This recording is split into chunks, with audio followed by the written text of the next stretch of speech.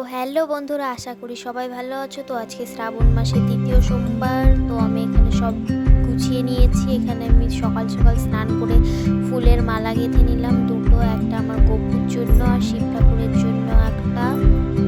তো এখানে আমি ফলগুলোকে রেডি করে নিলাম। তারপর এখানে পঞ্চামৃত দিয়ে শিব ঠাকুরকে ফার্স্টে আমি স্নান করিয়ে নিয়েছি।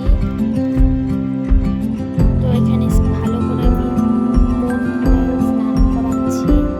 তো তারপরে আমি এখানে জল দিয়ে স্নান করিয়ে নিলাম। পুরো কমপ্লিট করে আমি আমার আসনে বসে দিয়েছি। এখানে আমি সব গুছিয়ে দেখাচ্ছি ঠাকুরকে। তারপরে আমি দুধ